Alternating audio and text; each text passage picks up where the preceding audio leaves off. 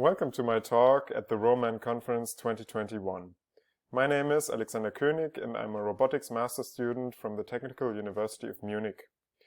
This publication originated from my research stay at the Mechatronics and Medicine Lab at Imperial College London, which was funded via the Erasmus Plus program. This paper is on gesture-based teleoperated grasping for educational robotics. Let's dive in by asking, why do we need educational robotics? In the last decade, the number of operational industrial robots worldwide has almost tripled to 2.7 million in 2019. And this trend isn't stopping. The global stock of robots is forecast to rise to 20 million in 2030. Therefore, we can expect a large demand for roboticists in the future, whether it is robotics personnel or robotics researchers. We as a community should therefore find tools to inspire children to get excited about careers in robotics, to satisfy this ever-growing demand for roboticists. In the literature, we can find several platforms that aim to engage children with robotics. For example, the Kibo Robot is a mobile robotics toolkit designed for children between 4 and 7 years old. It engages children in exploring robotics concepts through tangible programming blocks and a modular robot architecture consisting of different actuators, wheels, lights, and sensors. The PiBot is a very similar mobile robot platform. It is based on the Raspberry Pi, 3D printed parts, and a camera. Furthermore, commercial robot platforms such as the MakeBlock MBot were used to design educational curricula for children. Some work also uses humanoid robots such as the Neo to illustrate robotics concepts such as computer vision or speech recognition. It turns out that most related works that engage children with robotics use simple mobile robots. Children were encouraged to explore simple tasks such as moving the robots on the floor or programming simple line-following tasks. However, these interactions are lacking real-world manipulation and interactivity. But interactivity and real-world manipulation are a key to the engagement of children with robotics. The idea behind this paper is to use a gesture-based master interface for teleoperating a serial manipulator for engaging children with robotics. Let's have a look at our setup. Our setup consists of 3 main components: the leap motion optical gesture tracker that sits on the table, the 7 degree of freedom serial robot, and a 4 degree of freedom robotic gripper. The robotic gripper has 3 bending degrees of freedom and 1 finger separation degree of freedom. We will now explore some video demos before I explain the technical facets of this project. Firstly, the gesture tracker detects the palm position and orientation and the finger positions. Then the robot arm mirrors the operator's palm movements, while the robotic hand executes the operator's finger movements. It is important to note that we can independently actuate all 4 degrees of freedom of the robotic hand, providing a natural imitation of human grasping.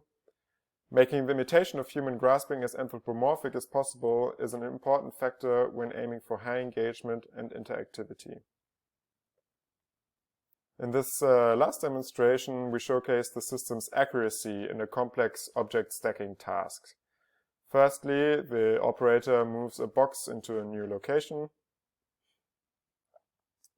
The brown tape lies outside the robot's predefined workspace, and here the individual actuation of the 4 degrees of freedom of the robotic hand are very useful because the operator can pull the tape closer with 1 finger only and then lift it up once it is reachable. The operator adjusts the position of the table using a fine finger movement. And lastly, he stacks the yellow ball on the top of the tape.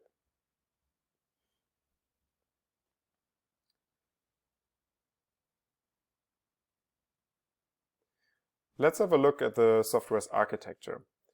Our software is based on the robot operating system ROS and therefore provides an excellent opportunity for children and young adults to become familiar with this widely used framework.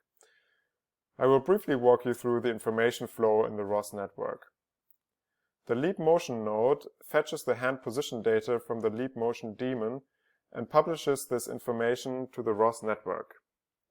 The leap hand node transforms this hand position data into joint commands for the robotic hand, which are executed by the robotic hand's ROS driver. The leap KUKA node transforms the hand position data into a desired tool pose, which is executed via the KUKA control node and a server that is deployed to the robot controller. It's important to note that the hand and the robot arm control are independent. Our software is also open source. You can access it via the link above. Because our software is ROS-based, it is very easy to adapt to other robot arms and hands, which may be more readily available in educational contexts. Let us briefly review what happens behind the scenes in the leap KUKA node. We have 4 coordinate frames that we relate with each other. Firstly, we fix the leap motion frame L inside the manipulator base frame B. Then we construct the hand frame H from the hand position and orientation as measured by the leap motion. Lastly, we relate the hand frame H to the robot's tool frame T with a fixed transform.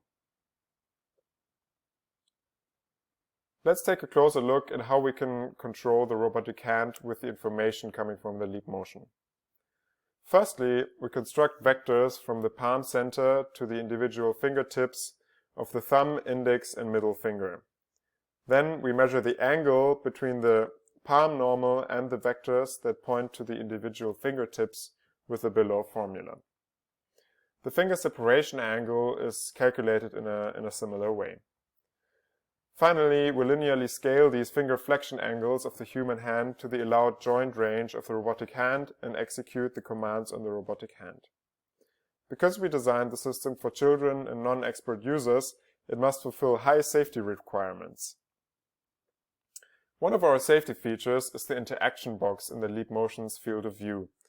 Users must place their hands inside this interaction box to start teleoperating the robot. The interaction box makes sure that we start mirroring the operator's hand motions in an area that is well perceived by the leap motion. Once mirroring of the hand motions started, users can exit this interaction box and move the robot beyond that interaction box. Furthermore, we constrain the robot's natural workspace to a hollow sphere segment. This workspace boundary is easily customizable for specific demonstrations that supervisors would like to conduct with the children. The default starting position is downward facing because that's useful for the pick and place tasks that we set out in our project, but the starting tool position can also be customized.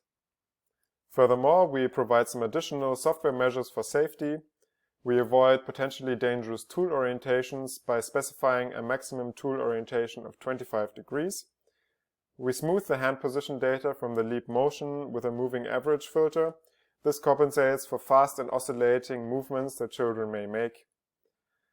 The leap motion outputs a tracking confidence variable. We stop the control algorithm and safely move to the robot home position if its confidence variable is below a threshold. The variable may be low if users move in areas that are not well perceived by the gesture tracker, or other factors such as visual glare on the tracker negatively impact tracking accuracy. Lastly, we specify a maximum tool speed and measured Cartesian torque in the robotic arms firmware. Finally, we demonstrated the system to the public at the Imperial College Festival, which was held before the pandemic. Our target group were 10 to 15-year-old children, and we provided them with a pick-and-place task. We explained them the different robotics concepts that this demonstration relies on. In this way, they were able to explore concepts such as computer vision, kinematics, and robotic grasping in an interactive and engaging way. We aim to inspire children to pursue careers in robotics with this new educational tool.